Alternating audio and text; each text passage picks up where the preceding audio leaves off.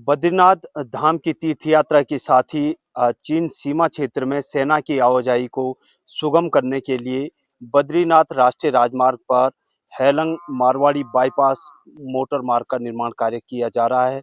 यह करीब 6.5 किलोमीटर तक इसका निर्माण कार्य होगा। यदि सब कुछ ठीक ठाक रहा तो अगले साल तक ये मार्ग बनकर तैयार हो जाएगा।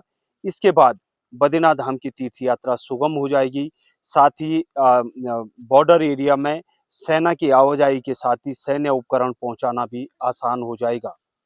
पिछले 2 साल से सीमा सड़क संगठन की ओर से यहाँ जोशीमठ से करीब 13 किलोमीटर पहले हेलंग से मारवाड़ी तक 6.5 किलोमीटर मोटर मार्ग का निर्माण कार्य किया जा रहा है। इसका काम इन दिनों युद्ध स्तर पर चल रहा है और इसके बाद जो इस पर 2 मोटर पुलों का निर्माण कार्य भी होना है और इनका कार्य भी शुरू कर दिया गया है और आगामी वर्ष इस सड़क के पर यातायात सुचारू होने की उम्मीद है।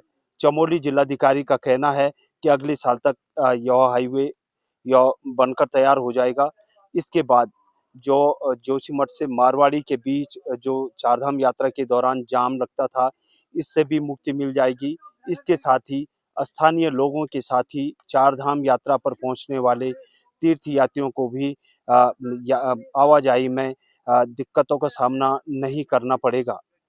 दरअसल ये चीन बॉर्डर है और ये बॉर्डर एरिया में सेना की आवाजाही को सुगम बनाने के लिए सेना की ओर से ही भारत सरकार के परिवहन मंत्रालय को यहाँ बाईपास मार्ग निर्माण के लिए कहा गया था, जिस पर परिवहन मंत्रालय ने अपनी स्वीकृति दी और पिछले 2 साल से यहाँ बाईपास का निर्माण कार्य चल रहा है।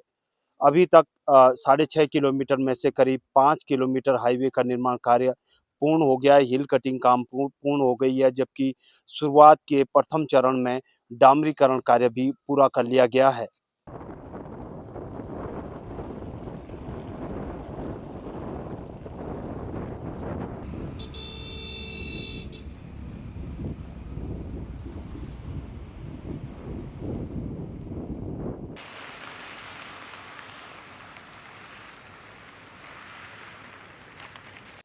उम्मीद है कि आगामी साल तक यहाँ इस बाईपास मार्ग का निर्माण कार्य पूरा हो जाएगा और बद्रीनाथ धाम की तीर्थ यात्रा सुगम हो जाएगी। साथ ही सेना की आवाजाही में भी सुगमता मिलेगी।